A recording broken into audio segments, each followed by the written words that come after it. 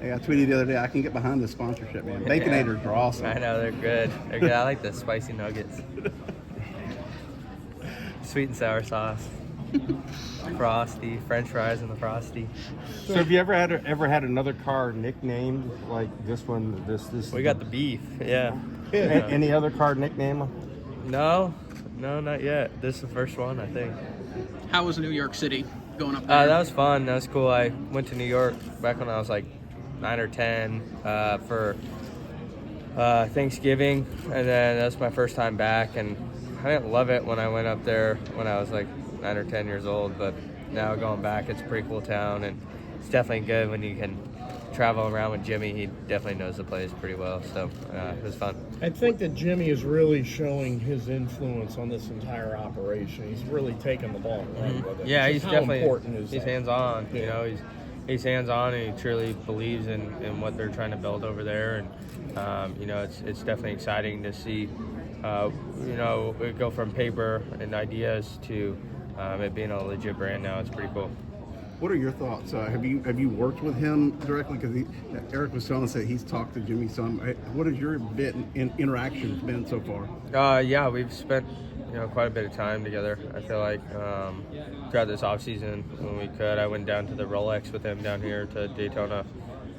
Flew down with him, and just trying to be around him as much as possible, pick his brain and learn from him. He's been a great mentor throughout my career so far, and now that we're teammates and can really learn from a great and successful race car driver like Jimmie is a perfect place for where I need to be in my career.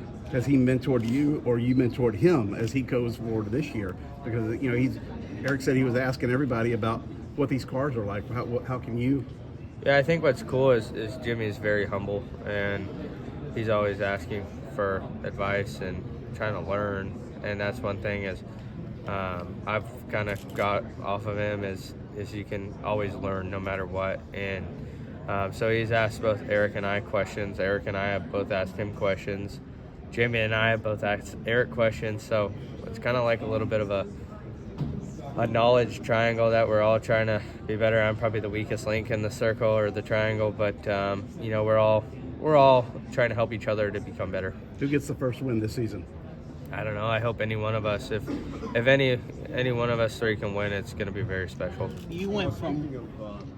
Go ahead. Speaking of mentorship, Frankie Munoz is going to be making his ARCA debut this weekend, and he mentioned that you were one of the drivers who's helping him assist as he transitions to stock car racing. What conversations have you had with him, and what is it like to see someone from, I guess you would say, another walk of life get into stock car racing at this level, going with both feet? Yeah, I think it's really cool for Frankie to get in. He's raced some open wheel stuff in his career, years back, and kind of has another opportunity and shot at doing this. And you can tell he's all in, he's bought in, he wants to do this, and that's really special. You don't really see that, especially he's kind of getting a later start, but he has a different perspective on things than maybe he would have at an earlier age in his career the first time by. So I'm really excited to see him work with the Red Jones Racing team. I drive their super late model for Terry Jones and Mark Rett, and they're just a great group, so I know he's in good hands. But even if he wasn't racing for those guys, anybody who comes into this deal, I know when I first came in, I had a lot of questions that I wanted to know, but I also had, I didn't know a lot of things, and I didn't know what questions to ask. So to be there for him and not hold his hand, but to just talk him through everything is, kind of important to me, because I wish I had somebody like that, especially right when I first came in. And Brandon McReynolds was kind of that guy for me, but to be able to do it with Frankie and hopefully see his success, bring a lot of pride to that. You went from one NASCAR superstar from Dale Earnhardt Jr. to another with Jimmie Johnson. What's the similarities and differences that you see between those two drivers as an owner? I obviously think they're both very successful, but kind of in different ways. But they've been at the top level of our sport, and they've won races.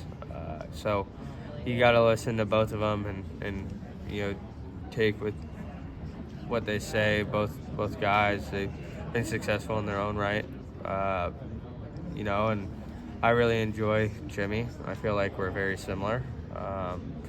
Dale's a great guy, really awesome guy, and I can't thank him enough. But we weren't a lot alike. He was a lot more quiet than I was, and that was good for me. It kind of shut me up and kept me quiet. And then Jimmie's also quiet, but we have a lot of similar interests, I feel like, and so it's really cool to be able to now work with Jimmie. I enjoy working with both guys, but really excited to work with Jimmie too.